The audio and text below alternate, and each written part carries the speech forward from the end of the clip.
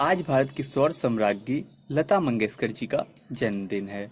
लता मंगेशकर जी ने बचपन के गुर्बत के दिनों से लेकर अभी तक बेहतरीन गीतों को जनता तक पहुंचाया है। आज हम लोग आवाज की रानी के बारे में कुछ खास तथा दिलचस्प बातें जानने की कोशिश करेंगे। तो चलिए दोस्तों, चलते हैं लता मंगेशकर जी के जीवन परिचय की ओर। दोस्तों, लता जी का जन्म 28 सितंबर 1929 को मध्य प्रदेश के इंदौर शहर में हुआ था। उनके पिता पंडित दीनानाथ मंगेशकर रंगमंच के कलाकार और गायक थे। लता जी ने 13 साल की उम्र में पहली बार 1942 में आई मराठी फिल्म पहली मंगला गौर में गाना गाया था।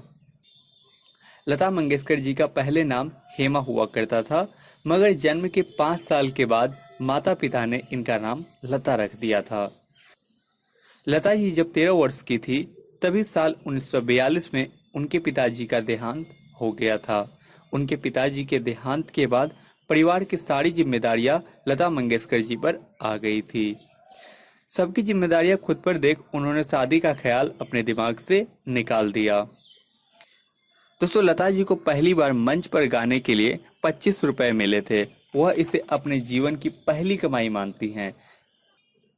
दोस्तों, आपको यह जानकर आश्चर्य होगा कि लता जी महज एक दिन के लिए ही स्कूल गई।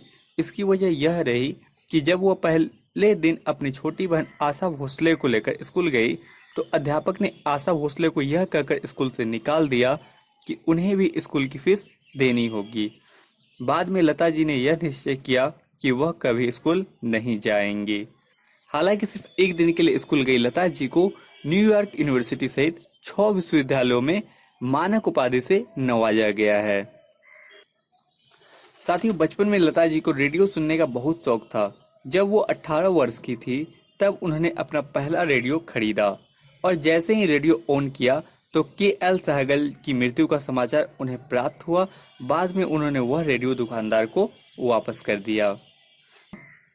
लता जी को अपने बचपन के दिनों में साइकिल चलाने का काफी शौक था। हालांकि उनका यह शौक कभी पूरा नहीं हो सका। जो भी हो, उन्होंने अपनी पहली कार 8,000 रुपए में खरीदी थी।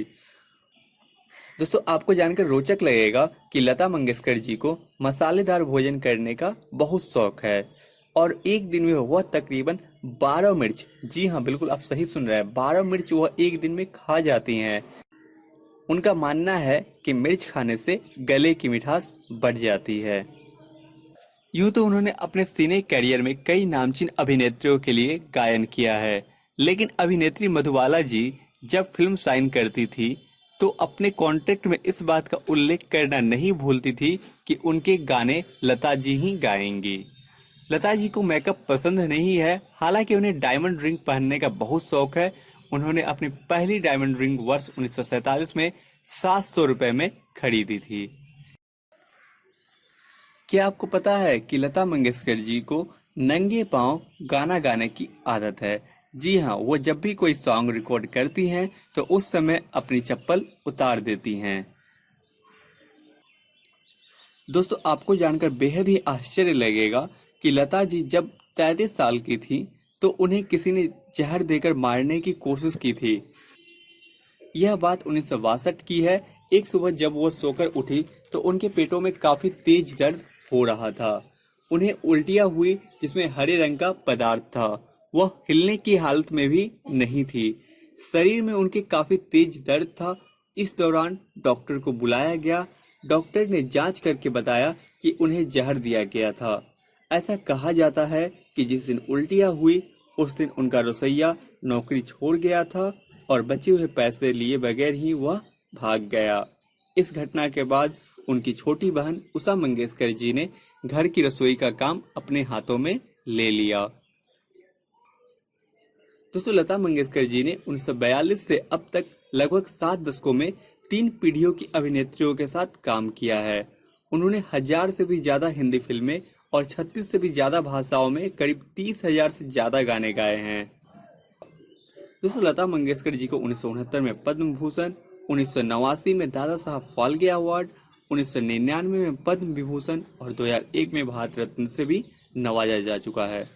तो दोस्तों, आपको लता ताई जी के बारे में यह जानकारी कैसी लगी हमें कमेंट सेक्शन में लिखना ना भूले। हमें आपके कमेंट का इंतजार रहेगा। और दोस्तों, आप किस बारे में जानकारी चाहते हैं हमें कमेंट में लिखकर बता सकते हैं। हमारा वीडियो पूरा देखने के लिए आप सभी का बहुत बहुत धन्यवाद। जय हिंद।